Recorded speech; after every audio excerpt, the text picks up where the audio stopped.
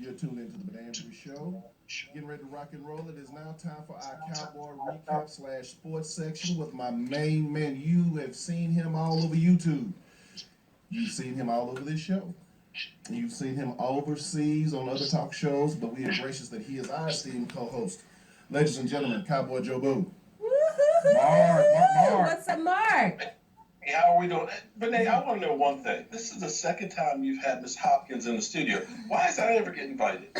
Well, Mark, you know we have space issues, and I'm in a seat.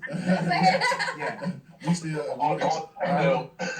On that note, I think I'll have a drink on that one. Right on. But those Dallas Cowboys, man.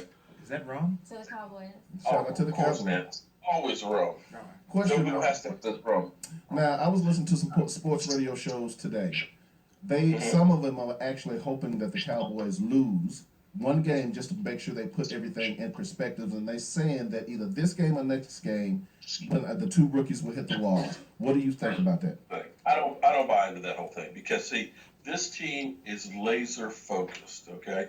And it's amazing because in past years when you've looked at like Des Bryant, when Des Bryant hasn't gotten the ball a lot, and if you look at his numbers, he's only got like 550 yards or so for the season. Dak has literally brought this whole team together, and they are focused on one thing. There's nothing that gets underneath their skin. Josh Norman tried his best to try and mess up with Des Bryant, and he didn't take the bait. Not You till would after the think that game. help you run well being sat on the bench would be a problem with Jason Witten because it's his best buddy, but nothing is interfering with these guys. Well, yeah, him and Josh Norman didn't get into it after the game. Shout out to Dez. I think Josh Norman is a completed other tool. So, Oh, no. See, here's the thing with Josh Norman is he's a good cornerback, but he's not as good as he thinks he is. And his game is to get underneath guys' skin. So if you look like when him and Odell Beckham last year, basically Odell Beckham actually was burning him all over the field, just couldn't catch the ball, and was more worried about fighting him than actually playing. Best thing you do with that kind of a guy is you catch the ball, you drop it right there in front of him, just keep smiling and keep on going because you will not play into his game. well, And you'll Mark, just piss him off even more. I think you're gonna get mad at me. I'm concerned about our defense. This is the fourth game we haven't had a turnover. True, and we're not getting a whole lot of sacks, but we're getting a lot of pressure. But believe it or not, the Washington Redskins by yardage are the number one offense in the NFL. Really? Look for the team to get really, yes, by yardage. They're averaging over 400 and some yards a game, by quite a bit, as a matter of fact. But look for our defense to get healthy against the Minnesota Vikings and then the Giants the week after, because you're not playing the top-notch offenses coming up. You also have Churches back to working out. He's actually practicing with a cast on his arm, but they'll be okay down the stretch. All right. So how far do you see the team going? Do you think we will lose another game? Tampa Bay, they did look good yesterday. They took care of the I Seahawks. don't know. Here's the thing. I don't know if Tampa Bay looks so good as Seattle looks so bad because Seattle doesn't have a running game anymore. And Seattle, what I try and tell people is when you go to the Super Bowl, you're playing 3 or 4 more games while other teams are resting. And it's hard to maintain that level. So literally, with what they've done with the 2 trips to the Super Bowls, deep playoff runs each of those years, they've aged out a lot of those players, as well as they've been picked apart because you lose good players when you're a good team. So I'm not sure that Seattle is as good as everybody thinks they are. They have had a problem scoring points all season. Now, hats off to Tampa Bay. They did a great job against them, but Seattle is not as good as you're told. All right. What was the question I want to ask you? Oh, so who would you like to see in the Super Bowl? Playing against the Cowboys. I would love to see. See, I'm old school. You know, I'm old. I would like to see a throwback one with like the Raiders and the Dallas Cowboys. That would be a good one, yeah. Because the Raiders are kicking ass. Short franchises, that would be off the chain.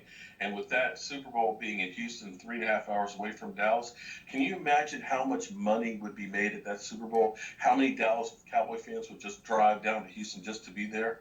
It would be incredible. It would be incredible, Mark. So, do you see any deficiencies that we need to clean up on? I'm noticing that every team is starting to put 8 and 9 people in the box and trying to crowd the line of scrimmage because I think the secret is out. The Cowboys like to keep the ball. They like the time of possession. So if they crowd the box and keep Zeke to maybe 2 yards of carry here and there. honestly, that is nothing new. But I think the Cowboys, one, are not trying to overrun Zeke, because when you get to that 300 rushes in a season threshold, generally you kind of drop off a cliff the next year. But teams are putting him in the box. But see, what you're seeing is this offense, you can try and take one part away, but you can't take it all away. Because, okay, crowd 8 men in the box, guess what? You got single coverage on Jason Witten, Cole Beasley, and Des Bryant. And now the problem you have is teams are having to put a spy on Dak Prescott because he's able to run as well. You saw notice the Redskins started doing that in the second half, which left single coverage for Des deep, which is why he was able to get other passes. There's just too many weapons to stop that you can try and take Zeke, and you can use him as a decoy, but it's not going to work. All right, Mark. Well, what's the injury report? Who's coming back? I know you said Church. I saw. Wait a minute. I saw guys that are missing some time, like Tyron Smith with his back and things like that, but they'll all be ready to go on Thursday. But one last thing I want to tell you about. I was sitting here thinking, because everybody keeps going, nobody saw this from Dak Prescott. How could he go from being, at Mississippi State and all of a sudden be this guy? And it hit me, because if you look at the team that was around him at Mississippi State, nobody else in that offense other than a tight end, I think in the 6th round, was drafted from the team. Right. He did not have talent around him. And when you looked at his 40 rushing touchdowns, it wasn't that they were a running offense. He ran because there was no other option, or I'm running for my life. I dare say that for Dak to go from Mississippi State playing against the top teams in college, when he got to the NFL, the game was actually a lot easier, because he's got an offensive line that's giving him more time than what he had in college, and he's got great receivers throughout that he's able to throw to. Last question, Doug. I saw that Darren McFadden is practicing. I'm trying to figure out what the hell for. Well, it was one of those things. They had to pull him off injured reserve within the last 6 weeks, or else he has to stay on injured reserve. So that's one of those things that they want to get him out there practicing and possibly use him for maybe trade bait, in the offseason and things like that. And you never know, because something could happen to one of your running backs. What they're trying to do is set up worst case scenarios for playoffs and beyond. All right, Mark. Well, tell folks how to get in contact with you, homie.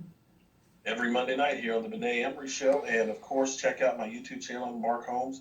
I've got all kinds of comments and everything else. The Giant fans are coming out like cockroaches now and commenting like crazy. So they'll end up going back in the woodwork just like the Redskins and the Eagles fans did. Right. And check out my Facebook page, Cowboy Jobu, and like that as well. All right, Mark, man, we appreciate it. We'll see you. We got a Thursday game, and we'll see you next Monday for another Cowboy Victory Monday. Amen to that one.